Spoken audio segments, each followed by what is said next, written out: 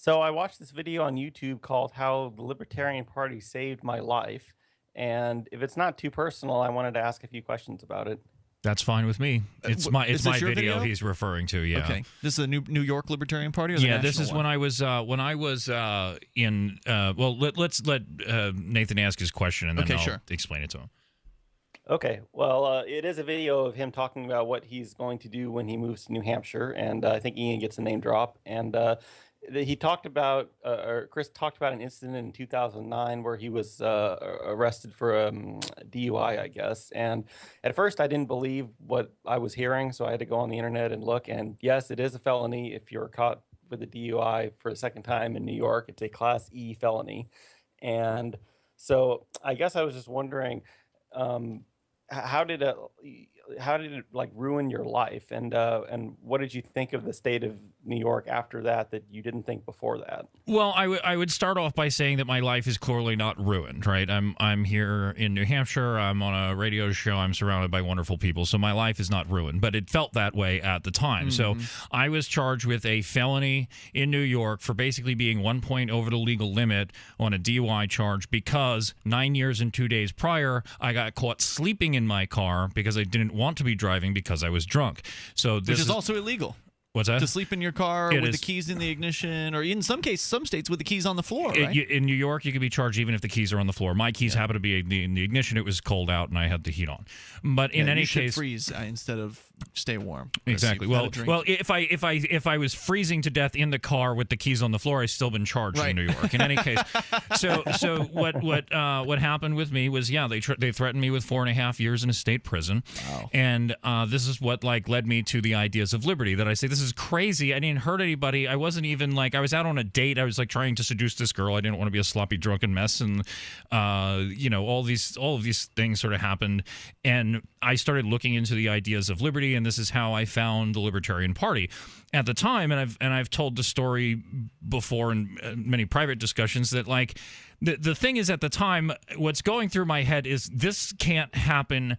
I have to stop them, and the feeling that I have to stop this group of violent armed people who can kill me leads me to the conclusion that I should just go out blasting, and this is something that has been on my mind for a long time. It's not completely out of my mind, frankly. I still think about these things, and when I got in with the Libertarian Party, thanks for not doing it, by the way. Yeah, I mean, I like hanging out with you. It's going swimmingly, So this whole living thing, there's a lot to it. But when I got involved with the Libertarian Party, I was kind of looking. The idea was I was looking for something to die for, frankly, and I found something to live for. That I wanted. The idea was that I went in and I knew that if I just went out blasting as this guy who just got a DUI, that they're okay, who cares, right? So I think that I'm going to try to make this more of a story. I'm going to run for Congress, right? A former congressional candidate goes out blasting. This is a little different. A talk radio show host goes out blasting. This is a little different. I mean, and what happens is, as I'm going forward, I'm finding things that I can do instead of getting myself killed. And this is, the gist of the story of how the Libertarian Party saved my life. That this was my introduction to all of these things. Interesting. And And how you long? were- Go ahead, Nathan. Sorry, and you were actually fired just merely because you were charged with a felony. Is that correct? My job required me to drive, and my driver's license was suspended. So I lost my job, and then I lost my apartment. I lost, a lot. I lost everything that I had. So what was, I was a guy with nothing to lose, and that's the position that I was in. Yeah. Wow, it's a The great job story. liked me. They were good people. They actually did hire me back later on. When I got my driver's license, they actually did hire me back. I mean, I was very good friends with them, but it was a thing. They even kept me on when I ultimately went to jail. But the thing was that my job required me to drive, and without a driver's license, their insurance wasn't going to happen. So had the Libertarian Party not existed, then maybe you wouldn't be in the same place. I certainly wouldn't be in the same place. Where I would be, who knows? Yeah. But what introduced me to it was I actually went to a tea party that was run by Gigi Bowman, who was involved with the Campaign for Liberty and the Libertarian Party. Who knows? Maybe I would have gotten involved in Campaign for Liberty or something like that. But the Libertarian Party was sort of introduced me to this, encouraged me to run for office. Told me that I was going to do wonderful things. I did nothing with the Libertarian Party for the most part, but it introduced me to a lot of things. I started studying economics and philosophy and history, and it was just fascinating. It was amazing.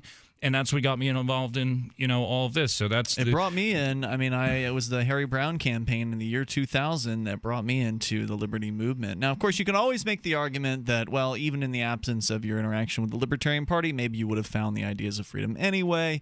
But, when a lot of people talk crap about politics and running for political office, all I have to do is point to my own story. I mean, it was because of the Libertarians' involvement. What about Ron Paul? Ron Paul's brought a lot of people into the movement, no doubt. But it was because my involvement in politics, specifically with the Libertarian Party, as futile as that seemed to be, no Libertarian candidate ever got more than 2 or 3% in a three-way election in my time in Florida.